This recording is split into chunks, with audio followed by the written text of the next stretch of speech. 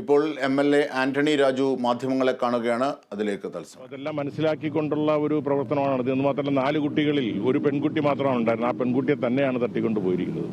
ഏതായാലും ആ സമയം മുതൽ തന്നെ പോലീസ് ജാഗ്രതയോടുകൂടി ഇത് കണ്ടെത്താനുള്ള നല്ല പരിശ്രമം നടത്തിക്കൊണ്ടിരിക്കുകയാണ്. ഇവിടെ നിന്ന് ഈ പ്രദേശത്ത് നിന്ന് കന്യാകുമാരി ജില്ലയിലേക്കും കൊല്ലം ജില്ലയിലേക്കും അതുപോലെ ഒക്കെ പോകാനുള്ള ഒരു സാധ്യത എളുപ്പമാക്കിയിട്ടുള്ളൊരു ഒരു സ്ഥലമാണ്, സ്പോട്ടാണിത്. കൊച്ചുവേള റെയിൽവേ സ്റ്റേഷൻ തൊട്ടടുത്ത് തന്നെയാണ്. ഇപ്പോൾ ADGPയുമായിട്ട് സംസാരിച്ചപ്പോൾ കന്യാകുമാരി ജില്ലയിലെയും കൊല്ലം ജില്ലയിലെയും പോലീസിനെ അലർട്ട് ചെയ്തിട്ടുണ്ട്. തിരുവനന്തപുരം ജില്ലയിലെ എല്ലാ പോലീസ് സ്റ്റേഷനിലും അലർട്ട് ചെയ്തിട്ടുണ്ട്. തിരുവനന്തപുരം പേട്ട സ്റ്റേഷൻ്റെ അതിർത്തിയിലാണ് ഈ പറയുന്ന സ്ഥലം.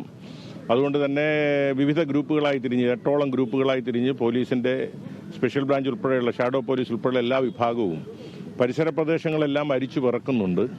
ജനങ്ങളും നല്ല ജാഗ്രതയോടെ അന്വേഷണത്തിൽ ഏർപ്പെട്ടിട്ടുണ്ട്. മാധ്യമങ്ങളുടെ നിരന്തരമായ ഇടപെടലുകളും അവരുടെ ഒരു പ്രചരണവും ഈ കാര്യത്തിൽ അന്വേഷണത്തെ അല്ലെങ്കിൽ കുട്ടിയെ കണ്ടെത്താൻ ഏറെ സഹായിക്കുമെന്നുള്ള കാര്യത്തിൽ സംശയമില്ല.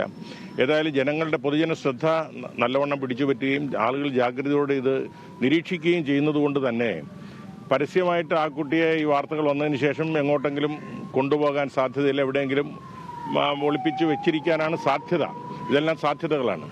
എങ്കിൽ എല്ലാ പഴുതുകളും അടച്ചുള്ള അന്വേഷണമാണ് നടത്തുന്നത്. മുൻവിധിയോടെ എല്ലാ അന്വേഷണം നടന്നത്. പല അഭിപ്രായങ്ങൾ പലയിടത്തുനിന്ന് കിട്ടുന്നുണ്ട്.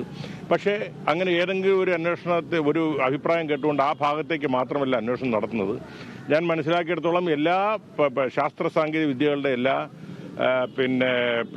സാധ്യതകളും പ്രയോജനപ്പെടുത്തിക്കൊണ്ടാണ് അന്വേഷണം നടക്കുന്നത്. CCTV ദൃശ്യങ്ങൾ പരമാവധി എല്ലായിടത്തെയും പരിശോധിക്കാൻ അതാത് പോലീസ് സ്റ്റേഷനുകൾക്ക് നിർദ്ദേശം പോലീസ് കൊടുത്തിട്ടുണ്ട്. ADGP അജിത് കുമാർ നേരിട്ട് തന്നെയാണ് ഇത് പരിശോധിച്ചുകൊണ്ടിരിക്കുന്നത്. DCPയുടെ ഉൾപ്പെടെയുള്ള ഉയർന്ന ഉദ്യോഗസ്ഥന്മാരുടെ എല്ലാ സാന്നിധ്യം പേട്ട പോലീസ് സ്റ്റേഷനിൽ കേന്ദ്രീകരിച്ചിട്ടുണ്ട്. അപ്പോൾ അതുകൊണ്ട് ഈ കാര്യത്തിൽ നമുക്ക് അധികം വൈകാതെ തന്നെ കുട്ടിയെ നമുക്ക് സുരക്ഷിതമായി തിരിച്ചു കിട്ടുമെന്നുള്ളൊരു പ്രതീക്ഷയിലാണ് നാമെല്ലാം. ഏതായാലും മാധ്യമങ്ങൾ ഈ കാര്യത്തിൽ പുലർത്തുന്ന ഒരു ജാഗ്രത കുട്ടിയെ വേഗത്തിൽ തന്നെ തിരിച്ചു കിട്ടാൻ കുറെ കൂടി സഹായകരമാകുമെന്നുള്ളതൊരു സംശയമില്ല. ഈ രക്ഷിതാക്കളിൽ നിന്നൊക്കെ ലഭിക്കുന്ന വിവരങ്ങൾ ഏതെങ്കിലും തരത്തിൽ എളുപ്പത്തിൽ കുട്ടിയെ കണ്ടെത്താനുള്ള സൂചനകളുണ്ടോ? കാര്യമായ സൂചനകൾ അവരിൽ നിന്ന് കിട്ടുന്നില്ല എന്നുള്ളതാണ് അന്വേഷണത്തെ നമുക്ക് ഏതെങ്കിലും ഒരു പ്രത്യേക വഴിയിലൂടെ അന്വേഷിക്കാൻ കഴിയാതെ പോകുന്നതെന്നുള്ളതാണ് ഞാൻ മനസ്സിലാക്കുന്നത്. ഒന്നാമത് അന്യഭാഷക്കാരാണ്. പിന്നെ അവർ തന്നെ സംഭവം നേരിട്ട് കണ്ടതായിട്ട് അങ്ങനെ വ്യക്തമായ സൂചനകളൊന്നും തന്നെ അവരിൽ നിന്ന് കിട്ടുന്നില്ല. ആരെങ്കിലും ഒരു അവ്യക്തമായ ചില സൂചനകളുടെ നടുവിലാണ് ഇപ്പോൾ പോലീസും. പക്ഷെ അതിനെ മാത്രം നോക്കിക്കൊണ്ടല്ല ഇപ്പോൾ അന്വേഷണം ആരംഭിച്ചിരിക്കുന്നതും നടന്നുകൊണ്ടിരിക്കുന്നതും. എല്ലാ സാധ്യതകളെയും ഒരു പഴുതടച്ചുള്ള എല്ലാവിധ മേഖലകളെയും സ്പർശിച്ചുകൊണ്ടുള്ള അന്വേഷണമാണ് ഇപ്പോൾ പോലീസ് നടത്തുന്നതെന്നാണ് എനിക്ക് കിട്ടിയ വിവരം. ഓക്കെ, ശരി. പേട്ട ഉൾപ്പെടുന്ന തിരുവനന്തപുരം നിയോജക മണ്ഡലത്തിൻ്റെ MLA കൂടിയാണ് മുൻ മന്ത്രി കൂടിയായ ആന്റണി രാജുവാണ് കുഞ്ഞിനെ കാണാതായതുമായി ബന്ധപ്പെട്ട കാര്യങ്ങൾ വിശദീകരിച്ചത്. ഇന്ന് പുലർച്ചെയായിരുന്നു കുട്ടിയെ കാണാതായത്. നാടോടി ദമ്പതികളുടെ മകളാണ്.